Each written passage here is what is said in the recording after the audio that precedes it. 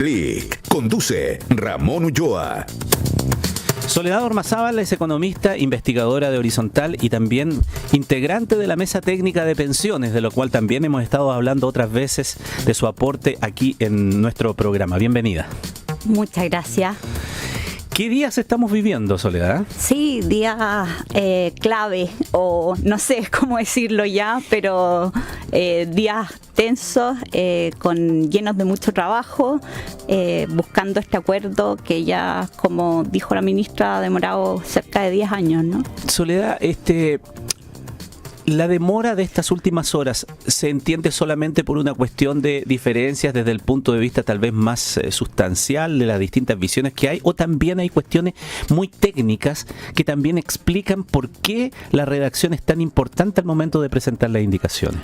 Yo creo que eso último es clave. O sea, acá estamos hablando, como tú bien decías, de una reforma que es sustantiva. Son muchísimas indicaciones. Hay cambios en el decreto de ley 3500, que es el que regula el sistema de pensiones, pero también hay un nuevo proyecto de ley que es el que incorpora las innovaciones que se están haciendo. Como se dice, el diablo está en los detalles. Son temas que son sumamente delicados, no son simples de expresar en un papel y tienen que ser, por lo tanto, revisados con sumo cuidado antes de presentarse. Y yo creo que acá es relevante cómo se ha planteado esta discusión. En el fondo, la búsqueda del acuerdo se estableció como algo que iba a ser previo a la votación misma. Entonces, dado que no va a haber todo este típico proceso de revisión por parte de la comisión, uno a uno, poniendo indicaciones o modificando, sino que se busca llegar con algo más consensuado, es que se requiere que las indicaciones en este punto estén bien cerradas. Claro. Ahora, hay una cuestión como de fondo allí, porque si uno entiende que se negocia todo esto, se ve y se llega a un acuerdo antes para que este trámite sea ágil después y no se eternice nuevamente la discusión, se abre allí, uno entiende que es un paquete más o menos cerrado, ¿no? Pero se ha hablado aquí de pronto de un acuerdos que son parciales. Entonces eso entra la duda de si las indicaciones van a ir o no totalmente acordadas, o va a haber algunas que no están acordadas y que necesariamente van a provocar allí algún alargue de la discusión y colocarle más incertidumbre al tema si se llega con los tiempos. Mira, yo creo que no es muy factible que existan acuerdos parciales en la forma en cómo está pensado en tramitar esta reforma. En el fondo, porque si nos quedamos estancados en discusiones, no se van a cumplir con los plazos que son claves para evitar el año electoral que viene y la imposibilidad finalmente de llegar a un acuerdo en ese contexto. Bueno, eso es lo importante y es bueno siempre recordarlo. ¿Por qué la premura? Porque alguien puede decir en su casa, bueno, si se han demorado 10 años, da lo mismo que se demoren un par de semanas más con tal de que salga un acuerdo. Lo que pasa es que lo imperioso es que aquí se pusieron plazos debido a que después de marzo el clima político cambia un poco porque se viene todo el tema electoral y lo que no se quiere es contaminar la discusión con aquello. Exactamente. Entonces, dado que es importante que esta reforma, para que sea exitosa, sea despachada al menos del Senado en enero, no veo tanto espacio para estos acuerdos parciales, en el fondo divergencias que obliguen a abrir las discusiones. Soledad, ustedes trabajaron, fuiste integrante o eres integrante de la Mesa Técnica de Pensiones, ¿no? Donde comenzaron a elaborar insumos para poder establecer ciertos criterios. No es vinculante, lo explicamos ya el tema cuando salió el segundo informe, también lo tratamos aquí en el programa de alguna medida, pero lo que quería preguntarte es si en el trabajo que ustedes realizaron, en algún instante vieron algo que ahora nos sorprende, que es como una innovación que al parecer vienen en estas indicaciones, vamos a verlo si se concreta o no, de no solamente aumentar la cotización al 6%, sino que aumentarla incluso un poco más. Eso no estaba en el informe técnico, al menos de lo que ustedes emanaron, pero ¿lo discutieron como posibilidad?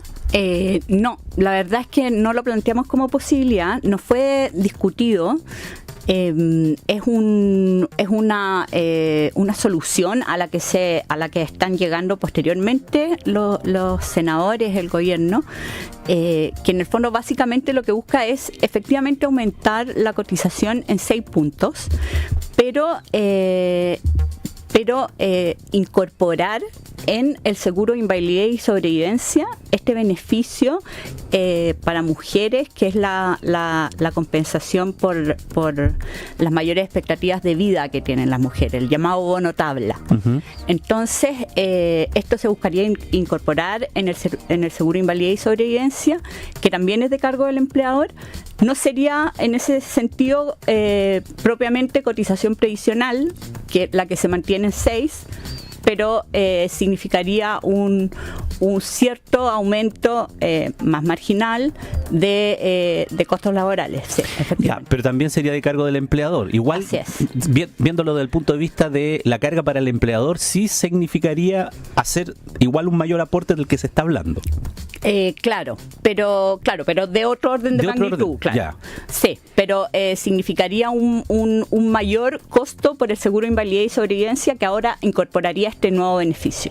Ya, perfecto. Ahora, para entenderlo bien, esto también, una solución de esta naturaleza, si se llega a plantear, si es parte del acuerdo de lo que se presente, permitiría desde un punto de vista, no sé si llamarlo político o simbólico, que cada uno pudiese también decir, estoy cumpliendo con lo que sostuve desde el principio, es decir, 6% total la capitalización individual, más aún que vaya un porcentaje a préstamo, pero sigue siendo del trabajador. Claro. Y por lo tanto, salir al discurso público, cada cual diciendo una cosa que es coherente con lo que ha sostenido en el tiempo. A mí me parece que sí, o sea, esta forma de acuerdo permite un poco eso, ¿no es cierto? Uh-huh. Que cada posición política lo pueda presentar desde sus ideas, y está muy bien. O sea, acá los 6 puntos irían efectivamente a ahorro individual. Transitoriamente habría este 1,5 que se invertiría obligatoriamente en estos papeles, estos títulos de deuda público que van a tener una tasa de retorno, etcétera, pero desde todo punto de vista es ahorro individual, heredable, con todas las características que tiene una cotización. Por eso es que en el informe nunca se habla de reparto, ¿no es verdad? Por ejemplo, en el que elaboraron ustedes, nunca está la palabra reparto, porque no es en rigor eso. No. Pese a que la discusión más de la derecha, más a la derecha, le siguen llamando reparto. Sí, pero lo que se ha llamado préstamo no es un reparto, efectivamente es ahorro individual. Es en el fondo lo que obliga a que una parte de la nueva cotización durante un periodo, porque va a ser transitorio solamente, después va a ir todas las cuentas individuales sin restricciones en el fondo, pero obliga a que este 1,5 sea invertido en estos títulos de deuda que emitirá este fondo, que permitirá financiar la garantía de 0,1 UF por año cotizado. Cuando la gente escucha eso, dice, ¿quién me garantiza que ese dinero se me va a devolver y en las circunstancias trabajado con los intereses que corresponda para que yo no pierda la plata? Eso va a ser un título de deuda que va a emitir este fondo, que va a tener el respaldo del Estado. Entonces, se va a devolver con la certeza que tenemos de que el Estado paga sus compromisos. Si no paga este título de deuda, significa que no pagaría nada, no sé. O sea, en el fondo, es a nivel, al menos de nuestro país, es lo más cercano o sea, los papeles públicos son lo más cercano a algo más libre de riesgo. En el fondo se supone que todos creemos que el Estado cumple sus compromisos.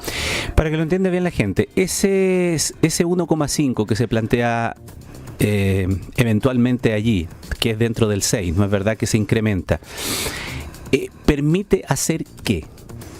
Permite financiar la garantía de 0,1 UF por año cotizado que se va a dar a los actuales pensionados, que a los hombres que tengan más de 20 años de cotizaciones, y a las mujeres que creo que 13 años de cotizaciones es lo que se ha hablado, que tengan más de 13 años de cotizaciones. Entonces a ellos se les va a entregar un complemento en su pensión equivalente a 0,1 UF por año cotizado, que lo que busca es precisamente incentivar, reconocer la participación en el sistema. O sea, ese monto que se obtiene a partir de aquello, entonces lo que permite aumentar de manera inmediata aquellas pensiones más bajas, en ese porcentaje. O sea, con ese criterio de 0,1 UF por año cotizado, claro. Más que, Ramón, más que las pensiones más bajas, el criterio que usamos en la mesa técnica fue, estamos en este punto reformando la parte contributiva del sistema, es decir, la parte del sistema de pensiones que se financia con las cotizaciones de los trabajadores, que paga pensiones en la medida que uno participa.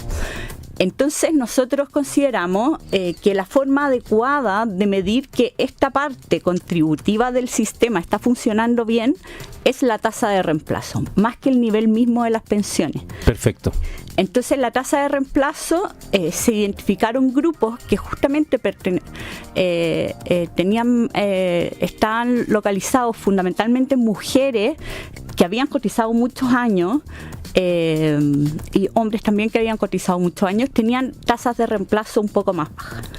Y entonces se definió que ese tenía que ser el foco de la reforma al pilar contributivo. Perfecto. Entendiendo que el pilar solidario, la PGU, se hace cargo de las pensiones más bajas y de mejorarlas. Sí. Claro, porque la tasa de reemplazo al final es lo que, para que lo entiendan nuestros amigos auditores, ¿no? Al final es la diferencia que hay respecto del sueldo que yo estaba percibiendo después cuando me jubilo. O sea, una tasa de reemplazo de 100%, que sería lo ideal, pero no sé si sea en alguna parte del mundo, obtener más o menos lo mismo que yo recibía cuando estaba trabajando. Claro, la verdad es que en nuestro país hay, observando las tasas de reemplazo, la PGU vino a hacer un cambio radical, sustantivo, muy importante. Para muchas personas la PGU significa que la tasa de reemplazo es sobre el 100%, es decir, que una vez que se pensionan, pasan a recibir un ingreso mayor que el que tenían cuando trabajaban. Estamos hablando de ingresos bajos, sí. En ingresos bajos. Por eso, en el fondo, lo que te decía, nos enfocamos en las tasas de reemplazo y buscar dónde estaban estas tasas de reemplazo más bajas. Claro, porque para una persona, no sé, más que tuvo un trabajo más o menos regular, siempre se coloca, por ejemplo, el ejemplo de un profesor o de una profesora de tantos años que trabajó y que su tasa de reemplazo es muy baja. Está dentro de las pensiones bajas, pero tampoco es una pensión asistencial, pero es muy baja respecto de lo que percibía. Entonces le cambió demasiado la vida del momento que estaba trabajando al momento que se jubiló. De eso estamos más hablando cuando hablamos de las tasas de reemplazo, dónde está enfocada. No estamos hablando solamente de aquellas más bajas de subsistencia, por decirlo, sino de aquella efectivamente donde empieza a golpear a la clase media, ¿no? Claro, es una reforma que tiene mayor foco en la clase media desde esa perspectiva. Ahora, dicho eso, se entiende que también uno de los nudos, y vamos a ver cómo vienen las indicaciones, es el requisito para acceder a esa garantía. Porque tú acabas de decir 20 años de cotizaciones para los hombres, 13 años para las mujeres. Sin embargo, ahí hay una diferencia, y de hecho creo que en el mismo informe técnico hacían simulaciones con distintos requisitos, en donde ese punto, y especialmente en el de las mujeres, se ha hecho mucho hincapié de que 13 años dejaría a una enorme cantidad de mujeres sin poder acceder al beneficio, porque 13 años es un límite muy grande. Claro, o sea, a ver, aquí había diferencias de fondo que tuvimos en la mesa técnica. Ya. Como te decía, la reforma, dado que apuntaba al pilar contributivo, algunos de los integrantes de la mesa técnica creemos que tiene que beneficiar a la gente que efectivamente ha participado y ha contribuido del sistema. Para eso se requiere un número de años de cotizaciones relevante. Además, en el fondo esto también, por otro lado, algo que era común escuchar del sistema antiguo, la gente como que se preocupaba de tener más años de cotización, lo cual se fue perdiendo dado que el sistema actual no exige ningún número de años mínimo de cotización para pensionarse, pero lo que está muy bien, pero en el fondo fue perdiendo fuerza este concepto de tengo que llegar a una meta. Tengo que llegar a una meta, claro. Yeah. Entonces, creemos que por esa parte, a nivel de incentivos es bueno, pero además es reconocer la participación, el esfuerzo en este punto, que es el pilar contributivo del sistema. Ya, pero ¿qué cambió algo para la focalización o la medición de esa cantidad de años?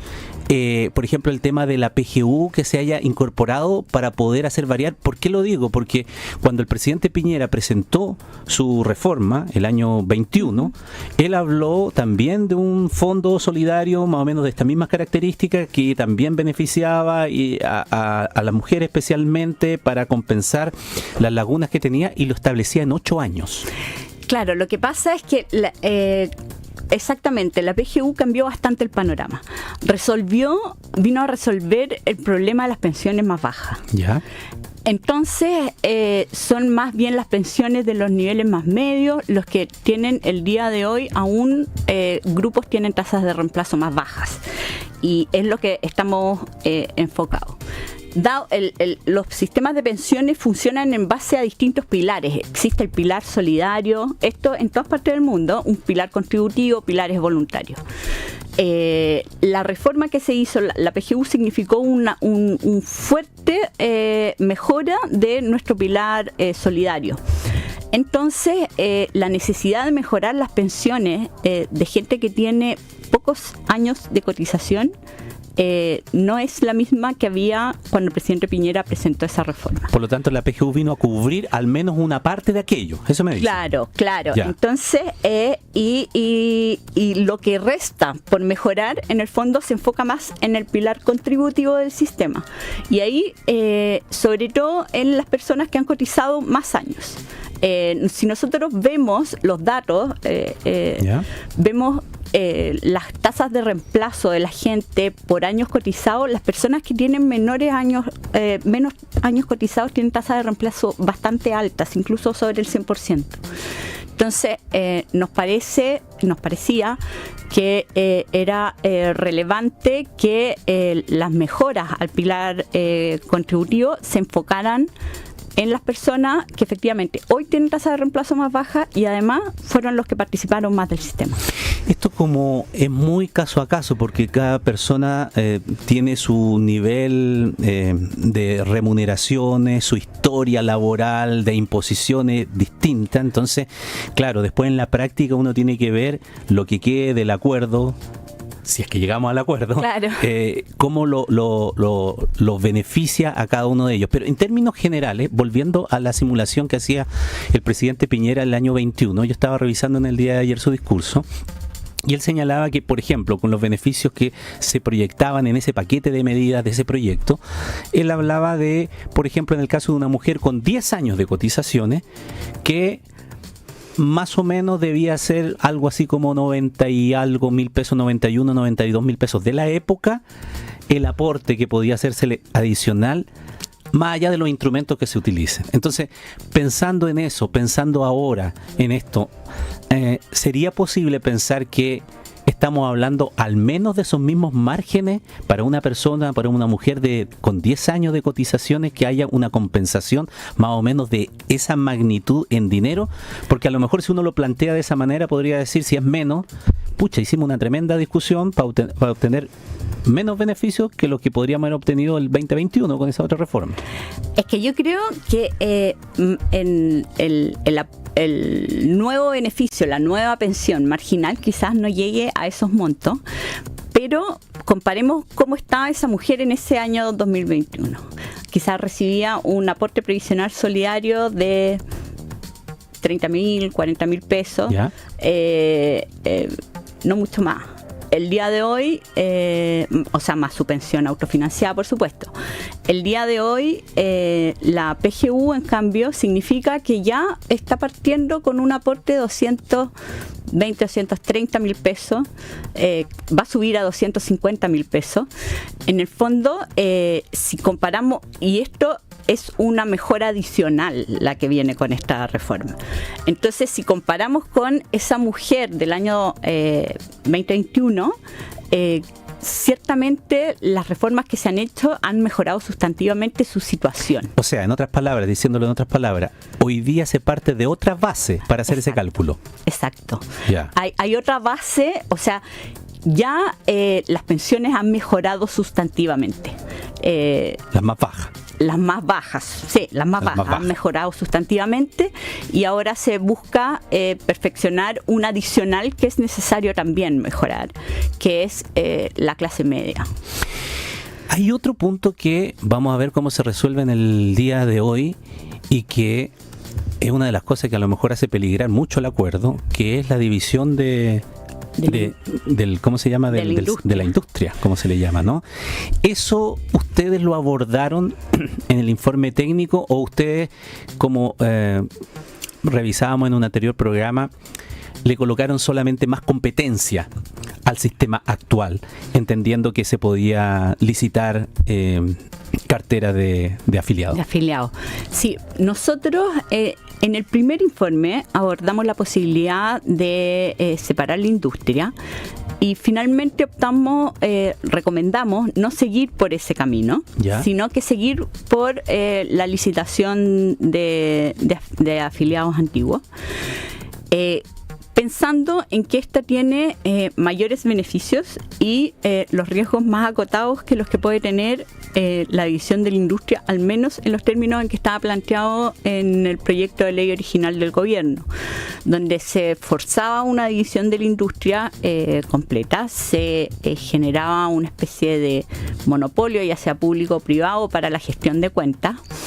Entonces, y se dejaba en el fondo la libertad de participación en la parte de inversiones. Nosotros veíamos riesgos relevantes ahí en hacer como gran terremoto de la industria. Las pensiones son críticas, el sistema de pensiones en su conjunto.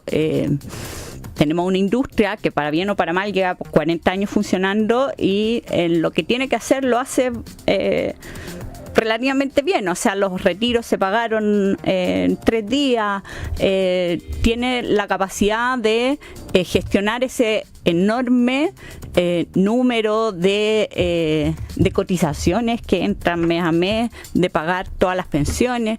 Entonces, hay muchos roles que son críticos, que nos parecía que como que hacer este gran terremoto de la industria podía ser riesgoso. Y una cuestión intermedia de incorporar a otro ente, no necesariamente hacer toda esta división, pero sí que entre o una mayor competencia, no solamente por la licitación de afiliados, sino que también con otros actores, tal vez uno estatal o alguno sin fines de lucro o cooperativa, como también lo planteaba en algún momento la reforma del presidente Piñera.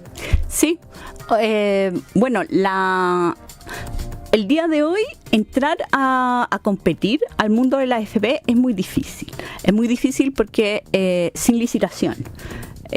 Puedes entrar licitando a los afiliados nuevos, pero la verdad es que entrar a competir así, a buscar afiliado por afiliado, es muy difícil porque la gente, ¿no es cierto?, reacciona poco a los precios menores.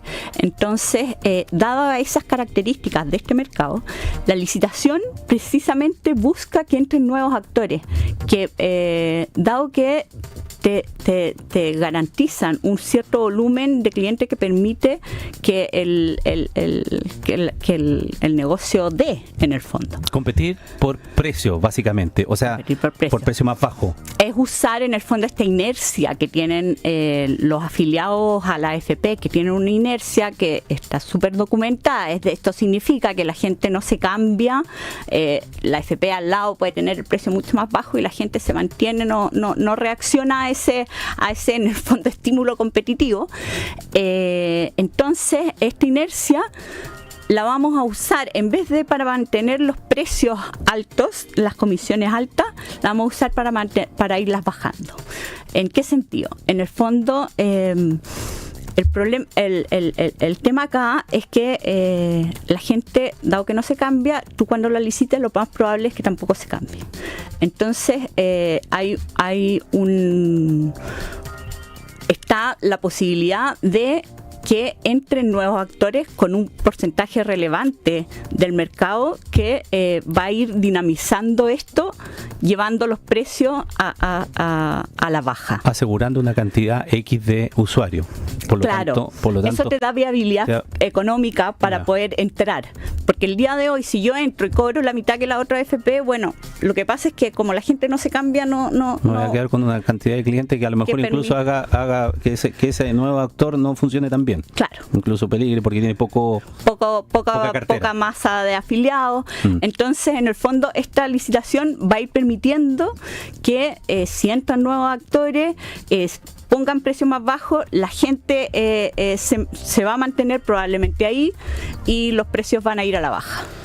Bueno, larga la discusión, y son aspectos bien técnicos y son muchos los que están sobre la mesa, los que están tratando de conjugarse en este instante para lograr un acuerdo y Soledad Ormazábal nos ha ayudado un poco aquí para entenderlo un poco mejor de cómo ha sido incluso la historia un poco de la discusión para entender a lo que estamos en este instante y las horas clave, aunque sea reiterativo y majadero decirlo, sí, estas sí son horas clave para determinar en definitiva cuáles las indicaciones que llegan para ser vistas por la comisión y tratar de avanzar en la aprobación de un proyecto que sería, de un acuerdo que sería histórico después de tantos años que se está tratando de lograr. Soledad, muchísimas gracias por estar con nosotros.